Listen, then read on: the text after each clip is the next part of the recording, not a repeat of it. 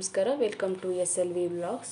ನಾನಿವತ್ತು ಮಾಡ್ತಿರುವಂತಹ ರೆಸಿಪಿ ವಾಂಗಿಬಾತು ಸಾಮಾನ್ಯವಾಗಿ ಬದನೆಕಾಯಿ ಒಂದೇ ಯೂಸ್ ಮಾಡಿ ಮಾಡ್ತಾರೆ. ನಾನಿವತ್ತು ಅದ್ರ ಜೊತೆಗೆ ಸ್ವಲ್ಪ ಚೆನ್ನಾಗಿರಲಿ ಅಂತ ಹೇಳಿಬಿಟ್ಟು ಕ್ಯಾಪ್ಸಿಕಮು ಮತ್ತು ಬಟಾಣಿನ ಆ್ಯಡ್ ಮಾಡ್ತಾಯಿದ್ದೀನಿ. ಒಂದು ಬಾಣಲಿ ಇಟ್ಟು ಅದಕ್ಕೆ ಒಂದು 8ರಿಂದ 10 ಟೇಬಲ್ ಸ್ಪೂನ್ ಎಣ್ಣೆ ಹಾಕಿ, ಎಣ್ಣೆ ಬಿಸಿ ಆದಮೇಲೆ ಸಾಸಿವೆ, ಸ್ವಲ್ಪ ಉದ್ದುದಾಗಿ ಹೆಚ್ಕೊಂಡಿರುವಂತಹ ಹಸಿಮೆಣಸಿನ್ಕಾಯಿ, ಕರಿಬೇವನ್ನ ಹಾಕಿ ಸ್ವಲ್ಪ ಫ್ರೈ ಮಾಡಿ. ಇವೆರಡು ಫ್ರೈ ಆದಮೇಲೆ ಉದ್ದುದ್ದಾಗಿ ಹೆಚ್ಕೊಂಡಿರುವಂತಹ ಒಂದು ಈರುಳ್ಳಿನ ಹಾಕ್ತಾಯಿದ್ದೀನಿ. ನಾನು ಇಲ್ಲಿ ಇಬ್ಬರಿಗೆ ಮಾಡ್ತಿರೋದ್ರಿಂದ ಒಂದು ಈರುಳ್ಳಿ ತೊಗೊಂಡಿದ್ದೀನಿ. ನೀವು 4 ಜನಕ್ಕೆ ಮಾಡ್ತೀರಾ ಅಂದರೆ 2 ಈರುಳ್ಳಿ ತಗೊಳ್ಳಿ. ಹಾಗೆ ನೀವು ಎಷ್ಟು ಜನಕ್ಕೆ ಮಾಡ್ತೀರಾ ಅನ್ನೋದ್ರ ಅನುಗುಣವಾಗಿ ನೀವು ಐಟಮ್ನ ಕ್ವಾಂಟಿಟಿನ ಜಾಸ್ತಿ ಮಾಡ್ಕೊಳ್ಳಿ. ಈರುಳ್ಳಿ ಸ್ವಲ್ಪ ಫ್ರೈ ಆದಮೇಲೆ ಉಪ್ಪನ್ನ ಹಾಕಿ ಮತ್ತೆ ಸ್ವಲ್ಪ ಬಾಡಿಸ್ಬಿಟ್ಟು ಸಣ್ಣದಾಗಿ ಹೆಚ್ಕೊಂಡಿರುವಂಥ ಒಂದು ಟೊಮೊಟೊನ ಹಾಕ್ತಾಯಿದ್ದೀನಿ. ಟೊಮೊಟೊ ಎಲ್ಲ ಸ್ವಲ್ಪ ಕರಿಗಿ ಬೆಂದಾದಮೇಲೆ ದಪ್ಪದಾಗಿ ಹೆಚ್ಕೊಂಡಿರುವಂತಹ ಬದನೆಕಾಯಿನ ಆ್ಯಡ್ ಮಾಡಿ. ಬದನೆಕಾಯಿ ಸ್ವಲ್ಪ ಎಣ್ಣೆಯಲ್ಲಿ ಫ್ರೈ ಆಗಲಿ.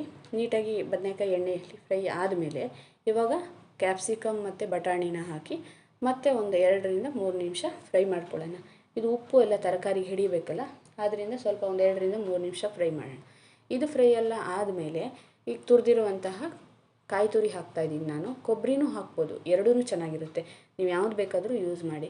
ಕಾಯಿ ಹಾಕಿದ್ರೆ ಒಂದು ಸ್ವಲ್ಪ ಇನ್ನೂ ಚೆನ್ನಾಗಿರುತ್ತೆ ಕೊಬ್ಬರಿಗಿಂತನೂ. ಎರಡು ಯಾವ್ದು ಬೇಕಾದ್ರೂ ಯೂಸ್ ಮಾಡಿ ನೀವು.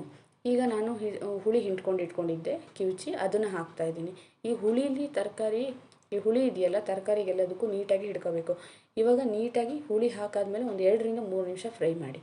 ನೀಟಾಗಿ ಫ್ರೈ ಆದಮೇಲೆ ನಾನಿವಾಗ ವಾಂಗಿಬಾತ್ ಪೌಡ್ರು ಮತ್ತು ಇದರಲ್ಲಿ ಅರಿಶಿಣದ ಪುಡಿ ಮತ್ತು ಗರಂ ಮಸಾಲ ಒಂದು ಅರ್ಧ ಟೇಬಲ್ ಸ್ಪೂನ್ ಗರಂ ಮಸಾಲ ಇದೆ. ಇದನ್ನು 3 ಹಾಕಿ ಮತ್ತೆ 2ರಿಂದ 3 ನಿಮಿಷ ಫ್ರೈ ಮಾಡಾದಮೇಲೆ ಚಿಕ್ಕದಾಗಿ ಕಟ್ ಮಾಡ್ಕೊಂಡಿರುವಂತಹ ಕೊತ್ತಂಬರಿ ಸೊಪ್ಪನ್ನು ಹಾಕಿ ಮತ್ತು ಒಂದು 2 ನಿಮಿಷ ಅದನ್ನು ಚೆನ್ನಾಗಿ ತಿರುವು ಹಾಕಿ ಮಿಕ್ಸ್ ಮಾಡಿ.